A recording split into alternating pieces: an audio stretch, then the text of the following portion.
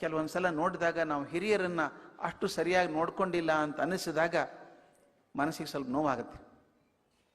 ಹಿರಿಯರಿಗೆ ಹೇಳಬೇಕು ಅನಿಸುತ್ತೆ. ನಾವು ಏನು ಕೊಡ್ಬೋದು ಹಿರಿಯರಿಗೆ ಆ ವಯಸ್ಸಲ್ಲಿ? ನನಗೊಂದು ಘಟನೆ ನೆನಪಾಗುತ್ತೆ. ನನಗೆ ಡಾಕ್ಟರ್ ಕಲಾಂ ತುಂಬ ಹತ್ತಿರವಾಗಿದ್ದವರು. ಒಂದ್ಸಲ ನಾವು ಹೋಗ್ತಿರ್ಬೇಕಾದ್ರೆ, ಫ್ಲೈಟಲ್ಲಿ ಹೋಗ್ತಿರ್ಬೇಕಾದ್ರೆ, ಇಲ್ಲಿ ಬಂದು ಕೂತ್ಕೊಳ್ಳಿ ಪಕ್ಕದಲ್ಲಿ ಏನು ಕೂಡಿಸ್ಕೊಂಡ್ರು. ಕಿಟಕಿ ಪಕ್ಕ ಅವ್ರು ಕೂತಿದ್ದಾರೆ, ಅವ್ರ ಪಕ್ಕ ನಾನು, ಅವ್ರ ಮುಂದೆ ಅವ್ರ ಪ್ರಸಾದ್ ಅಂತ ಅವ್ರ ಸೆಕ್ರೆಟರಿ. ಸಡನ್ನಾಗಿ ಕಲಾಂ ಕೇಳಿದ್ರು ನನಗೆ, you know about my teacher? I have told you about my teacher. ಅವ್ರು ತಮ್ಮ ಟೀಚರ್ ಬಗ್ಗೆ ಹೇಳ್ತಾರೆ, ಶಿವಸುಬ್ರಹ್ಮಣ್ಯಂ ಅಯ್ಯರ್ ಅಂತ, ಅಯ್ಯರ್ ಮಾಸ್ಟರ್ ಅಂತ. ಅವ್ರ ಪ್ರತಿಯೊಂದು ಭಾಷಣದಲ್ಲಿ ಅಯ್ಯರ್ ಮಾಸ್ಟರ್ ಬಗ್ಗೆ ಹೇಳ್ತಾರೆ. ನನಗೆ ಗೊತ್ತು, ಅವರೇ ಒಂದು 10 ಸಲ ಹೇಳಿರ್ಬೇಕು, ನನಗೆ ಗೊತ್ತಿದೆ. ಆದರೂ ನಾನು ಇಲ್ಲ, ನನಗೆ ಗೊತ್ತಿಲ್ಲ ಅಂದೆ. Oh, I have not told you, ನಿಮ್ಗೆ ಹೇಳಿಲ್ವಾ ಅಂದರು. ಮುಂದೆ ಕೂತಿದ್ನಲ್ಲ ಪ್ರಸಾದ, ನನ್ನ ಕಡೆ ತಿರ್ಕೊಂಡು ದುರ್ಗೊಟ್ಕೊಂಡು ನೋಡ್ದ. ನಾನು ಮುಂದೆ 3 ಸಲ ಕೇಳಿದ್ದೀರಲ್ರಿ, ಮತ್ತೇನು ಕೇಳಿಲ್ಲ ಅಂತೀರಿ? ಇಲ್ಲ ಅಂದೆ. ಮತ್ತೆ ಶುರು ಮಾಡಿದ್ರು ಹೇಳೋದಕ್ಕೆ. ಅವ್ರು ಹೇಳಿದಾಗ ಮುಂದೇನು ಹೇಳ್ತಾರೆ ಕೂಡ ಗೊತ್ತಿತ್ತು ನನಗೆ. ಅಷ್ಟು ಸಲ ಕೇಳಿದ್ದೇನೆ ಅದನ್ನು. ಕೆಳಗೆ ಇಳಿದ್ಮೇಲೆ ಕೇಳಿದ, ಎಷ್ಟು ಸಲ ಕೇಳ್ತೀರಿ ಅದನ್ನು? ಕೇಳಿದಲ್ಲ, ಮತ್ತೆ ಯಾಕೆ ಇಲ್ಲ ಅಂದ್ರಿ ಅಂತ. ನಾನು ಇವತ್ತಲ್ಲ, ಇನ್ನೂ 10 ಸಲ ಕಲಾಂ ಕೇಳಿದ, ಇನ್ನೂ ಕೇಳಿಲ್ಲ ಅಂತ ಹೇಳ್ತೀನಿ ನಾನು. ಯಾಕೆ ಅಂತ ದಯವಿಟ್ಟು ಗಮನಿಸಿ ಸ್ನೇಹಿತರೆ. ನಿಮ್ಮ ಮನೆಯಲ್ಲಿ ಹಿರಿಯರಿದ್ದರೆ ದಯವಿಟ್ಟು ನೆನ್ಪಿಟ್ಕೊಳ್ಳಿ ಇದನ್ನು. ನನ್ನ ತಂದೆ 87 ವರ್ಷ ಬದುಕಿದ್ರು. ವಯಸ್ಸಾದ್ಮೇಲೆ ಒಂದು ಹಂತಕ್ಕೆ ಏನಾಗುತ್ತೆ, ಸಿಲೆಕ್ಟಿವ್ ಮೆಮರಿ ಅಂತ ಬರ್ತದೆ. ಬಹಳಷ್ಟು ಮರೆತು ಹೋಗ್ಬಿಡ್ತದೆ, ಕೆಲವು ಮಾತ್ರ ಮರೆಯೋದೇ ಇಲ್ಲ. ಅವನೇ ತಿರ್ಗಾ ಮುರುಗ ಹೇಳ್ತಿರ್ತಾರೆ, ಮಕ್ಕಳಿಗೆ ಮೊಮ್ಮಕ್ಕಳಿಗೆ ಹೇಳ್ತಿರ್ತಾರೆ. ನಮ್ಮ ತಂದೆ ಸಣ್ಣವರಿದ್ದಾಗ ಒಂದು ಮೋಟರ್ ಸೈಕಲ್ ತೊಗೊಂಡಿದ್ರಂತೆ, ಓಡ್ಸೋಕೆ ಬರಲ್ಲ. ಅದನ್ನು ಹೇಗೆ ಮನೆಗೆ ತಂದ್ವಿ ಅನ್ನೋದು ಒಂದು ರೊಮ್ಯಾಂಟಿಕ್ ಸ್ಟೋರಿ ಅದು. ಅದನ್ನು ಎಷ್ಟು ಸಲ ಹೇಳಿದ್ರೋ ಏನೋ, ನನ್ನ ಮಕ್ಕಳಿಗೆ ಇಬ್ಬರಿಗೂ ಸಾಕಾಗಿ ಹೋಗಿರ್ಬೇಕು. ನಮ್ಮಪ್ಪ ಮೋಟರ್ ಸೈಕಲ್ ಅಂತ ತಕ್ಷಣ, ಅಜ್ಜ ನಾ ಬರ್ತೀವಿ ಅಂತ ಹೋಗ್ತಿದ್ರು. ನಾನು ಮಾತ್ರ ನಮ್ಮ ತಂದೆ ಒಬ್ಬರೇ ಕೂತ್ಕೊಂಡಾಗ ಹೋಗಿ, ಅಣ್ಣ ನೀ ಮೋಟರ್ ಸೈಕಲ್ ತೊಗೊಂಡಿದ್ದೆ ಅಂತ, ಹೌದಾ? ನಿನಗೆ ಹೇಳಿಲ್ಲೇನೋ? ಹೇಳ್ತೀನಿ ಕೊಡು ಅನ್ನೋರು. ಮತ್ತೆಲ್ಲ ಹೇಳ್ತಿದ್ರು. ಒಂದ್ಸಲ ನನ್ನ ಮಗ ಕೇಳ್ದಪ್ಪ, ನಾವೇ 1000 ಸಲ ಕೇಳಿರ್ಬೇಕು, ನೀ ಇನ್ನೂ ಜಾಸ್ತಿ ಕೇಳಿರ್ಬೇಕು, ಯಾಕೆ ತಿರ್ಗಾ ಮುರುಗ ಕೇಳ್ತೀಯಾ ಅಂತ.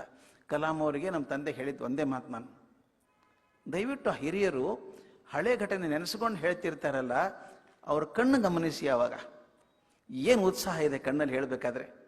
ನೀವು ಅವ್ರಿಗೆ ಏನು ಕೊಟ್ಟಿರಿ, ಈ ವಯಸ್ಸಲ್ಲಿ ಏನು ಕೊಡೋಕ್ಕಾಗತ್ತೆ? ಆ ನೆನೆಸ್ಕೊಳ್ಳೋಕ್ಕೊಂದು ಅವಕಾಶ ಕೊಡಬೇಡವಾ?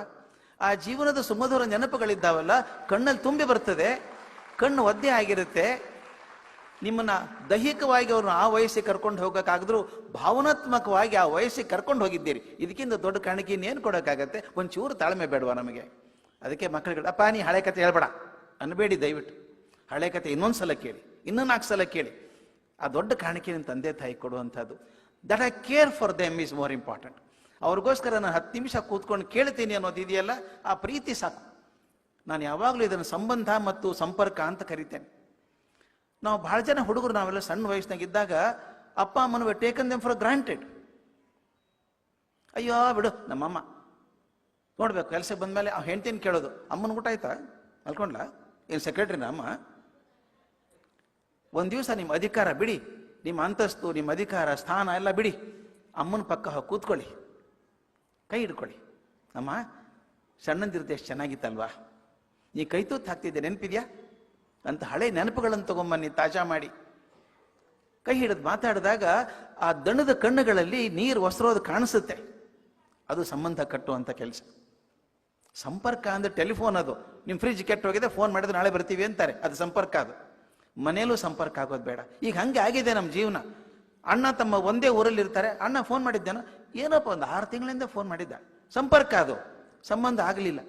ನಾನು ಸಂಪರ್ಕಗಳನ್ನು ಸಂಬಂಧ ಮಾಡ್ಕೋಬೇಕು. ಬಿಡಿ ತಂದೆ ತಾಯಿ ಬಿಡಿ, ಹೆಂಡತಿ ಹತ್ರ ಕೂತ್ಕೊಂಡು ಎಷ್ಟು ಸಲ ಮಾತಾಡಿದ್ದೀರಿ? ಪಕ್ಕದಲ್ಲಿ ಕೂತ್ಕೊಳ್ಳಿ, TV ಸೀರಿಯಲ್ ಆಫ್ ಮಾಡಿ, ಒಂದು ಸ್ವಲ್ಪ ಕೈ ಹಿಡ್ಕೊಂಡು 20 ವರ್ಷ ಹೆಂಗೆ ಬದುಕಿದ್ವಲ್ಲ ನಾವು, ಕಷ್ಟ ಸುಖ ಎಲ್ಲನೂ ಹೋಗಿ ಬಂದ್ವಲ್ಲ, I am so thankful to you ಅಂತ ಗಟ್ಟಿ ಕೈ ಹಿಡ್ಕೊಳ್ಳಿ. ಇಬ್ಬರು ಕಣ್ಣಲ್ಲೂ ಒಂದು ಸ್ವಲ್ಪ ಒದ್ದೆ ಆಗತ್ತೆ. ಅದು ಸಂಬಂಧ ಬೆಳೆಸ್ಕೊಳ್ಳೋ ರೀತಿ. ಇವತ್ತು ನಾನು ಹೇಳೋದು ಹಣ್ಣೆಲೆಗೆ ಚಿಗುರೆಲೆ ಹೇಳಬೇಕಾದದ್ದು ಇದು. ಚಿಗುರೆಲೆ ಸ್ವಲ್ಪ ಸಮಯ ಕೊಡಬೇಕು, ಸ್ವಲ್ಪ ಪ್ರೀತಿ ಕೊಡಬೇಕು, ಪಕ್ಕದಲ್ಲಿ ಕೂತ್ಕೊಂಡು ಮಾತಾಡಬೇಕು.